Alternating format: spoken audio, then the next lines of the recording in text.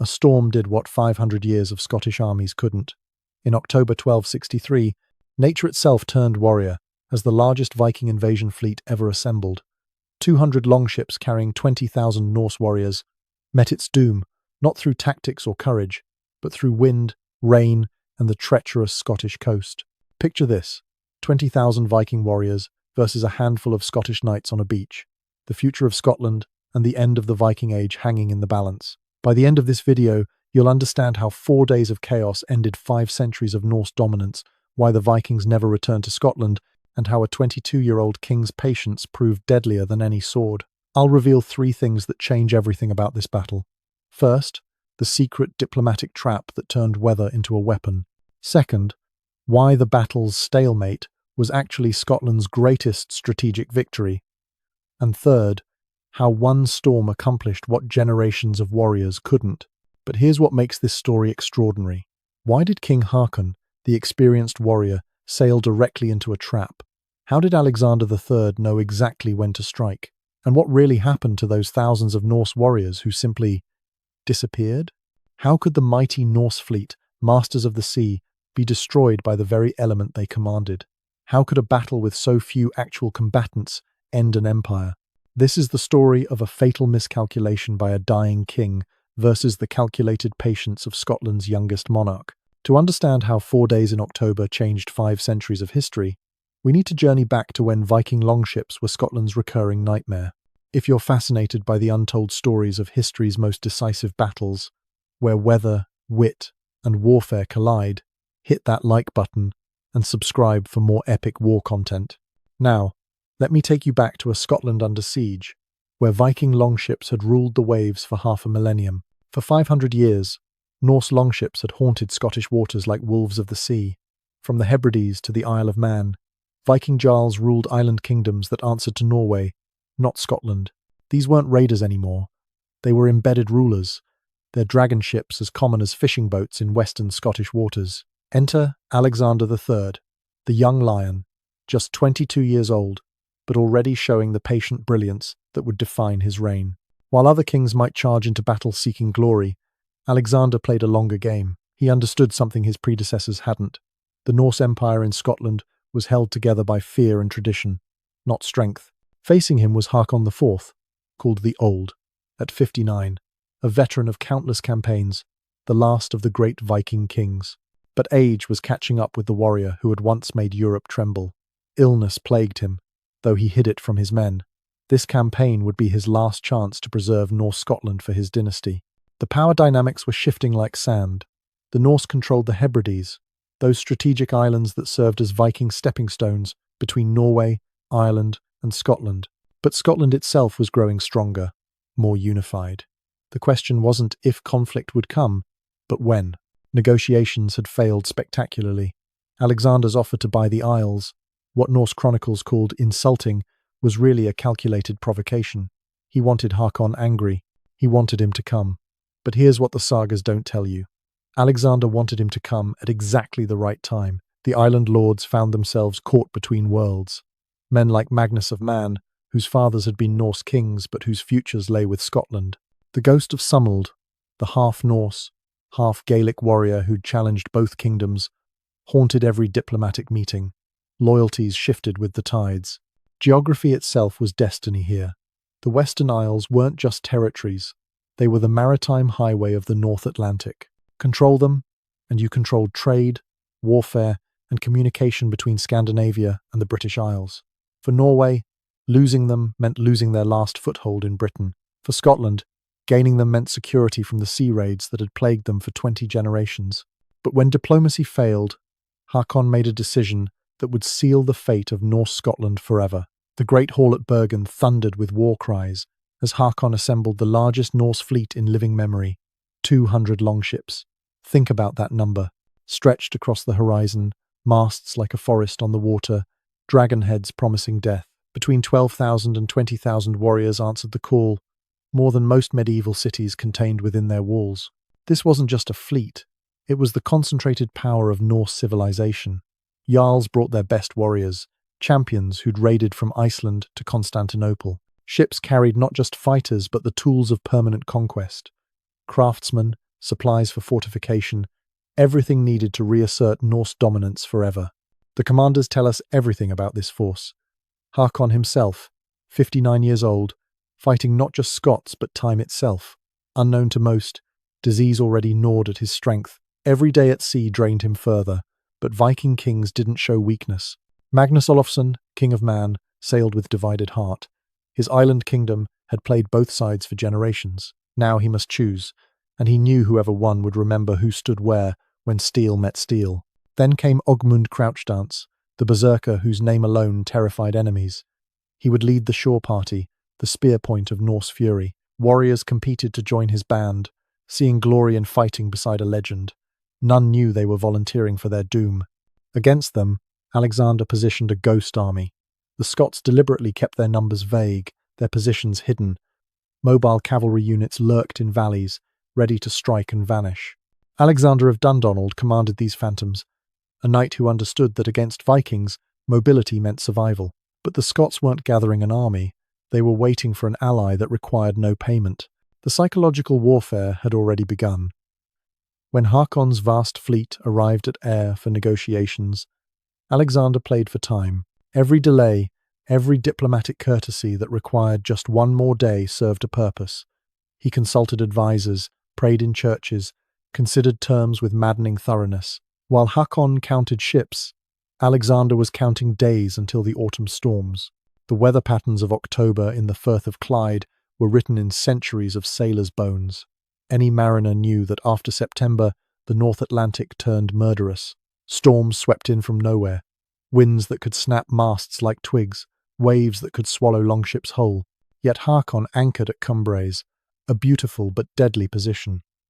The islands offered shelter from normal weather, but in a true storm, they became a trap.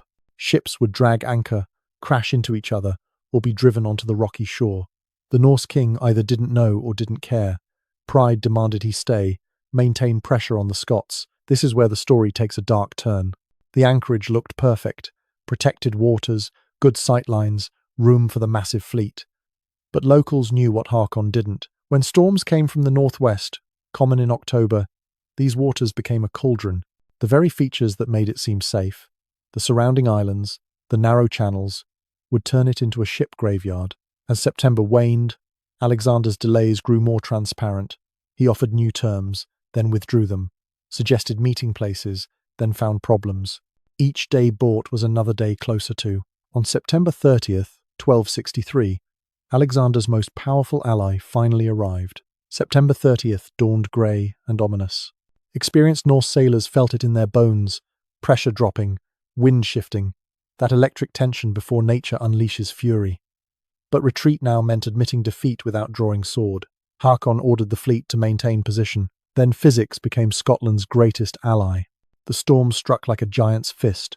Winds shrieked through the rigging at speeds that turned rain horizontal, each drop a tiny spear. Longships, built to ride ocean swells, found themselves trapped between islands as waves rose higher than their dragonheads. Within hours, the organized fleet became chaos incarnate. Ships dragged anchors, iron links snapping under impossible strain. Vessels crashed into each other, oak hulls splintering, proud dragonheads disappearing beneath foam. The master sailors, men who'd navigated from Greenland to Russia, couldn't hold position against nature's assault. Commands disappeared in wind that sounded like the world ending. The desperate beaching began near Largs. Ship's crews faced an impossible choice: stay aboard and be smashed to kindling, or abandon ship on hostile shore. One by one, longships drove toward the beach, captains choosing the devil they could see over the demon of the deep. First Norse casualties came not from Scottish steel but from Scottish seas. Men drowned trying to swim ashore in full mail. Others were crushed between ships or smashed against rocks, bodies washed up with the wreckage. The storm claiming Vikings with impersonal efficiency. But here's what the sagas don't tell you. October 1st brought a decision that would haunt Håkon forever. Despite the continuing storm, he ordered reinforcements for the beached crews. Small boats fought through hell to land more warriors, between 200 and 1,000 men scattered along the hostile shore, exact numbers lost in the chaos. Ogmund Crouchdance led them, the berserker's presence supposed to rally the demoralized. The trap revealed itself with terrible clarity. As Norse warriors struggled to organize on the beach, Movement flickered on the hills above. The Scots had been there all along, watching, waiting. Like wolves sensing wounded prey, they began to descend. This wasn't how Vikings fought. No shield wall, no battle formation, just chaos.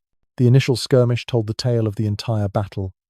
Scattered Norse groups, exhausted from fighting the sea, faced fresh Scottish cavalry appearing from mist and rain. Arrows fell like deadly rain from positions the Vikings couldn't even see. Scottish soldiers rolled stones down slopes, using the very landscape as a weapon. The master sailors were now infantry on hostile shore. Every attempt to form ranks failed. The beach was too narrow, the ground too treacherous. Wet sand sucked at boots. Seaweed made footing impossible. Mail armor, salvation in organized battle, became death weight for men trying to maneuver on slippery stones. Some Norse threw away shields just to move faster. Every hour the Norse spent reorganizing, more Scots appeared. The hill fight showed Norse courage against impossible odds. A group of Vikings gained high ground briefly, making Scots pay for every foot. For moments, it seemed like order might emerge from chaos.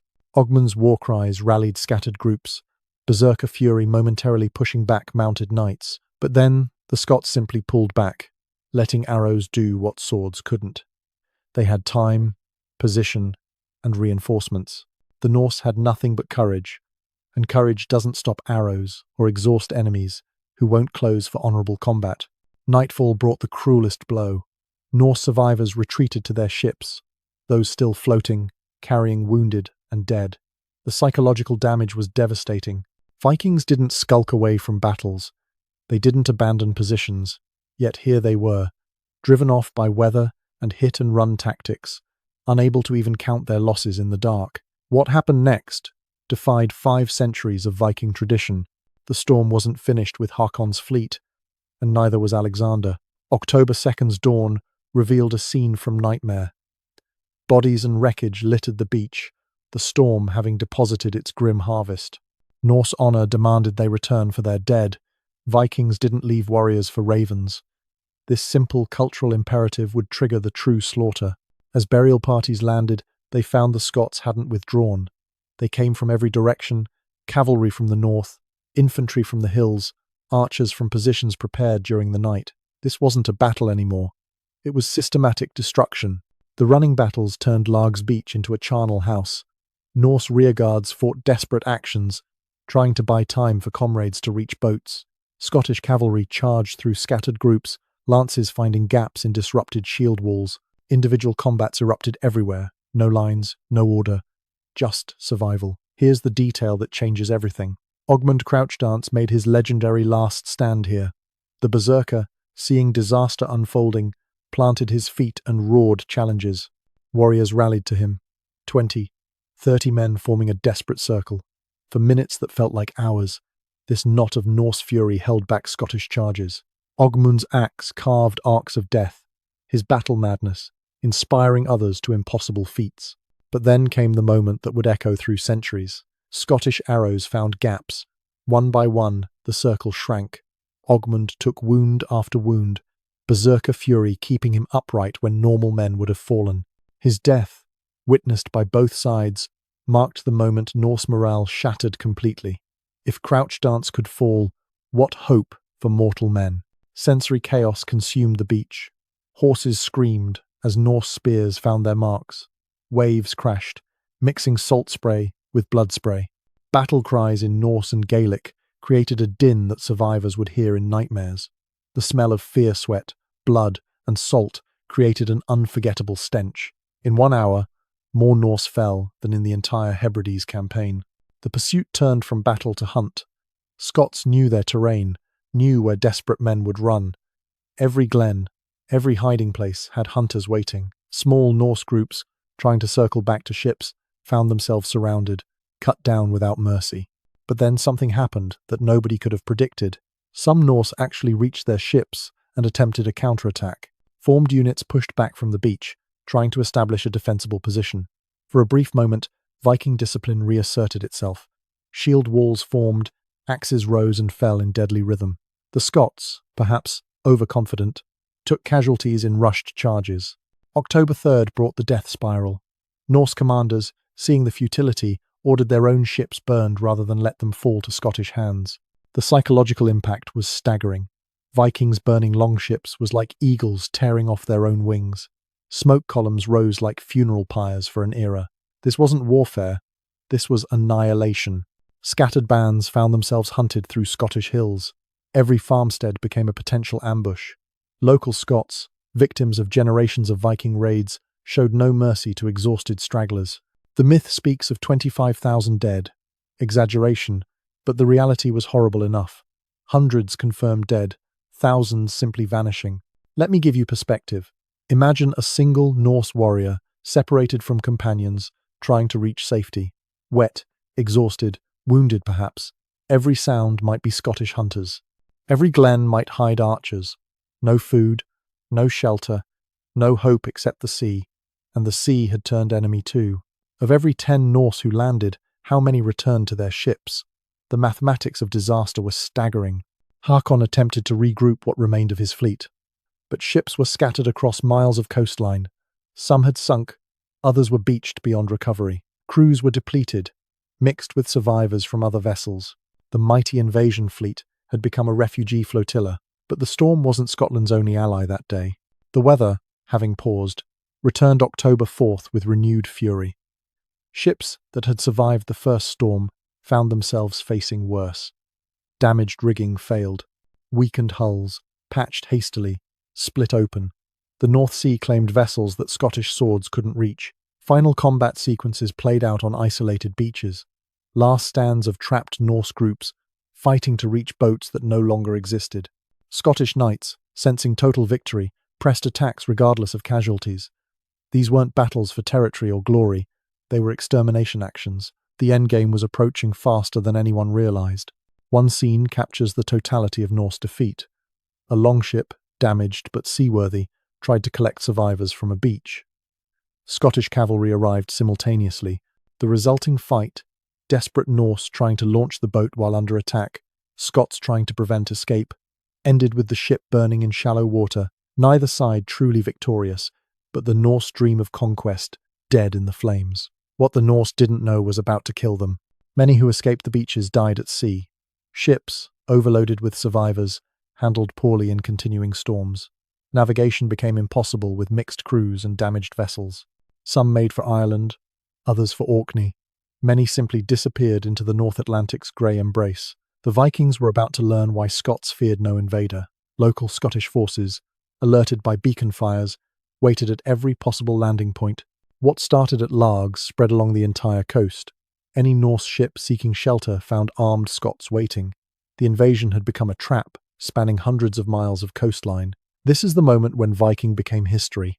As Håkon's shattered fleet limped northward, he didn't know he was sailing to his own grave.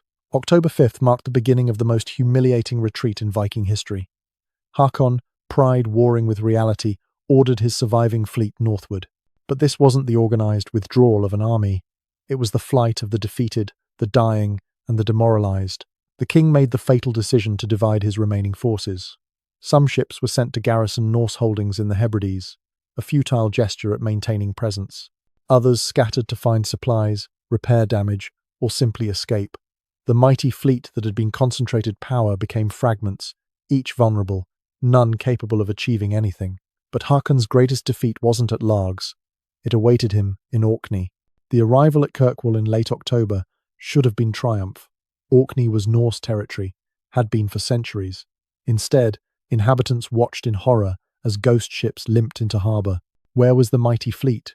Where were the thousands of warriors? Broken men staggered ashore, speaking of storms that fought for Scotland, of beaches that swallowed armies. December 1263 brought the final act. Håkon, the Sea King who'd ruled for 46 years, lay dying in Kirkwall's bishop's palace. Disease, exhaustion, and defeat had broken what Scottish swords couldn't touch. His last words to Magnus, his son, proved prophetic.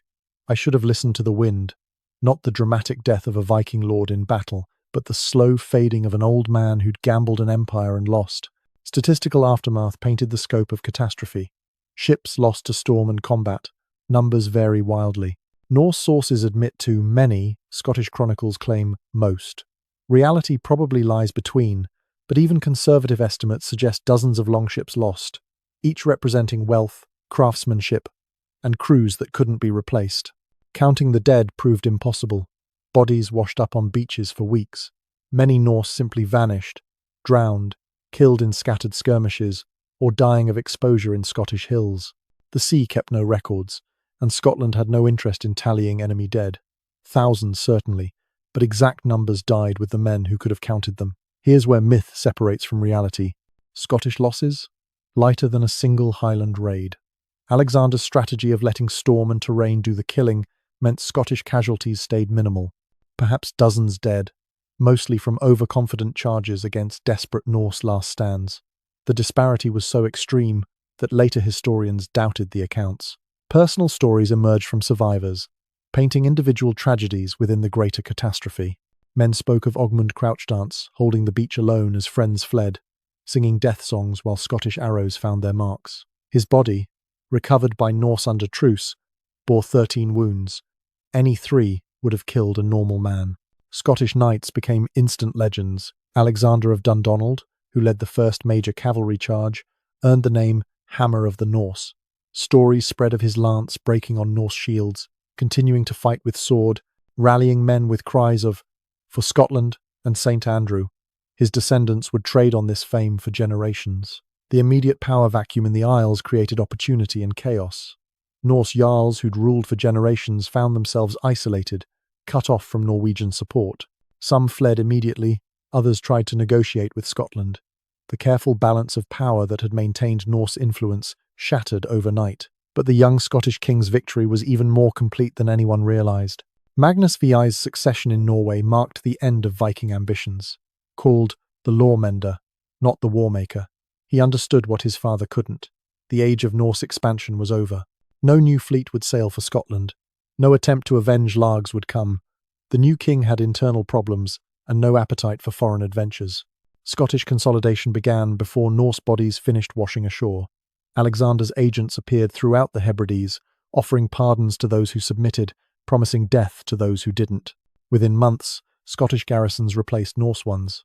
The infrastructure of centuries of Norse rule dismantled with shocking speed. The next 6 hours would determine the fate of nations. Actually, the next 3 years would. But the outcome was never in doubt after Largs. Norway couldn't project power anymore. Scotland wouldn't relent. Negotiations were formality. Both sides knew the Hebrides were Scottish now. The only question was what face-saving price Norway could extract. The battle was over, but its echoes would reshape the map of Britain forever. The Treaty of Perth in 1266 formalised what the storm at Largs had decided. Norway sold the Hebrides for 4,000 marks, buying what was already won, as Scottish chronicles smugly noted.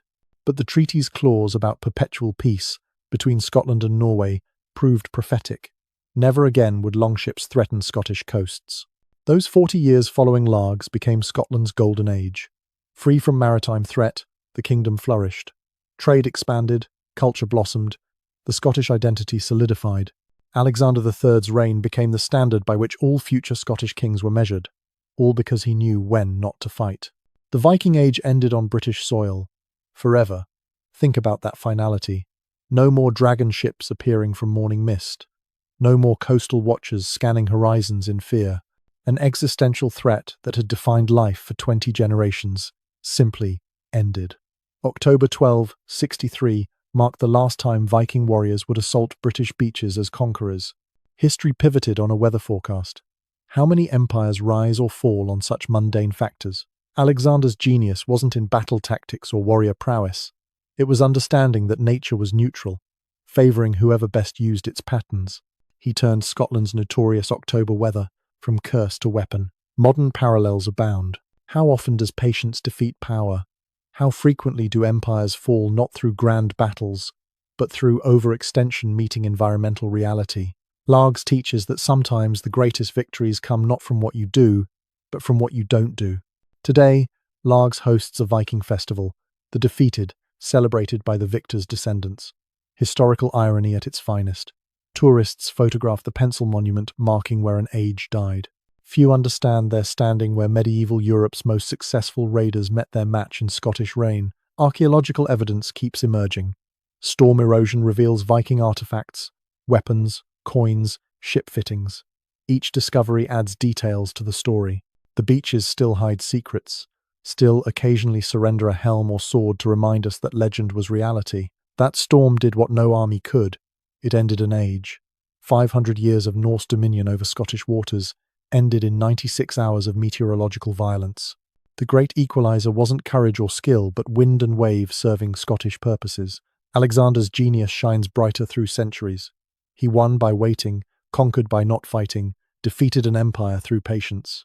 At 22, he understood what grizzled warriors didn't, that sometimes the greatest strength is knowing when to let nature take its course. Sometimes the greatest victories come not from what you do, but from what you don't do. Alexander didn't defeat Håkon. He let Håkon defeat himself. The storm was always coming. Alexander just made sure his enemy would be there to meet it. The lesson of Largs echoes through time. When facing superior force, superior strategy doesn't always mean direct confrontation. Geography, weather, patience, these can be weapons more devastating than any army. The young Lion of Scotland proved that wisdom trumps warrior prowess, that timing beats strength, that patience can dismantle empires. The storm at Largs had done more than sink ships. It had ended an epoch.